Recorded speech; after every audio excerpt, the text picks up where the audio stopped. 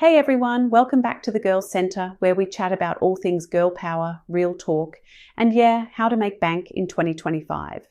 I'm Emily, and I'm here with the absolutely fabulous Fiona.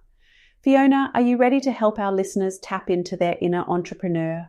Oh, absolutely, Emily. I love this topic. There are so many clever ways to earn from home nowadays, and honestly, some of them didn't even exist a couple of years ago. It's wild. Let's start with some online opportunities, shall we? Totally. Look, if you've even glanced at TikTok lately, you know freelancing is the move. But gone are the days when it was just writing or graphic design.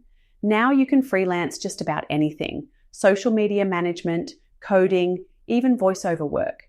Platforms like Upwork and Fiverr are still going strong, but there's so many specialty sites too. Ever heard of Contra or TopTal? Aye, and remote consulting is a bit of a hidden gem now. If you've built up expertise in, say, marketing or even event planning, there's remote gigs where you can advise companies or individuals straight from your living room. You don't even need to leave your pajamas if you don't feel like it. That's the dream, honestly. And then there's what I call digital side hustles. Think starting a print-on-demand shop or even running an Etsy store selling digital downloads like planners, invites, all that jazz. You don't have to mess with shipping because the platform sorts all that out. And if you're looking for something a wee bit different, virtual assistant work is huge right now.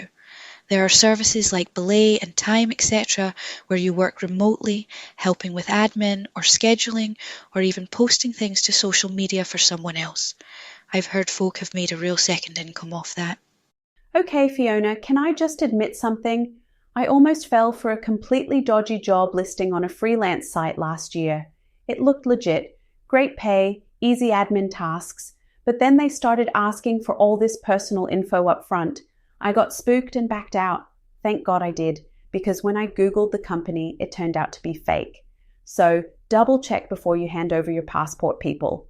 Oh, Emily, you're not alone. I've almost walked into those myself, especially with how sophisticated some scams look now. We'll chat about scam safety later, but honestly, if something feels off, just pause and double check.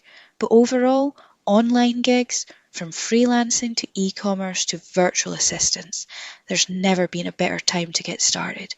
There's genuinely something for everyone. So you're not keen on staring at a laptop for hours? No dramas. Let's talk about old school, offline, and at-home gigs.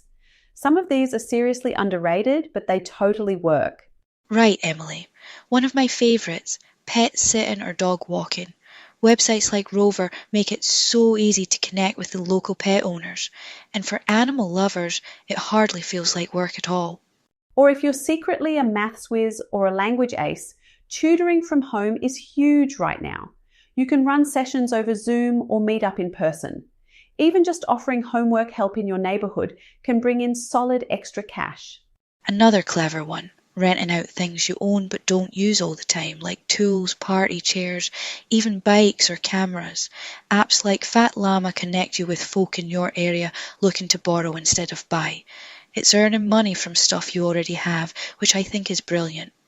Speaking of skills, like if you're handy with furniture or a bit of a DIY queen, there's real demand for assembling flat packs or, fixing leaky taps. Apps like TaskRabbit and Airtasker let you offer those services locally.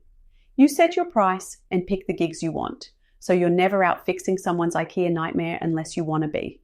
It kind of comes down to figuring out what you enjoy or what you're good at, and then using these platforms to connect with people who, need exactly that.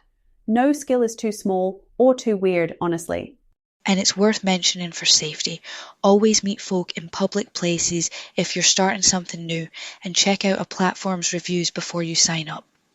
But genuinely, there are so many flexible ways to earn locally, especially with all these new apps connecting folks faster than ever. All right, let's get serious for just a sec, because none of these ideas mean a thing if you end up getting scammed. It happens more than people think, especially with how convincing some of these opportunities look in 2025. True, Emily. One of the biggest scams now are what they call phishing interviews. You get a message about a fancy remote job, but then they start asking for your bank info or even your passport before you've signed anything. Or sometimes they'll claim they need payment for training materials. That's a huge red flag.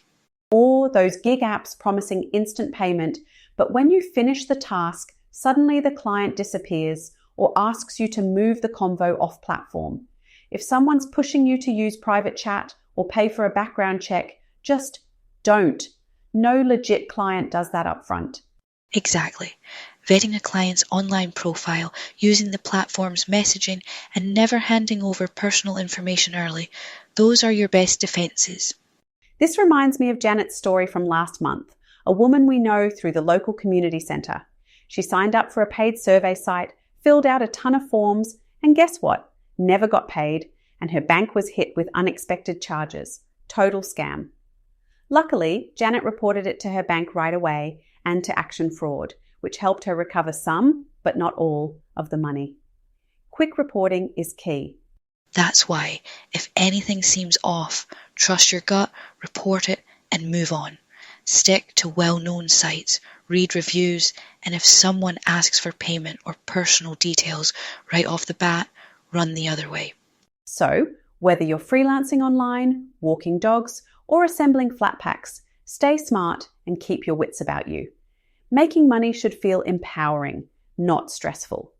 Fiona, this was actually really fun. Thanks for sharing your genius. Oh, thank you, Emily, and thank you to everyone listening in. Remember, there's plenty more ideas where these came from, so stay tuned for our next episode.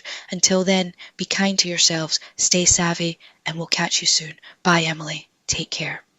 Bye, Fiona, and bye, everyone. Go get that money and look after yourselves. See you next time.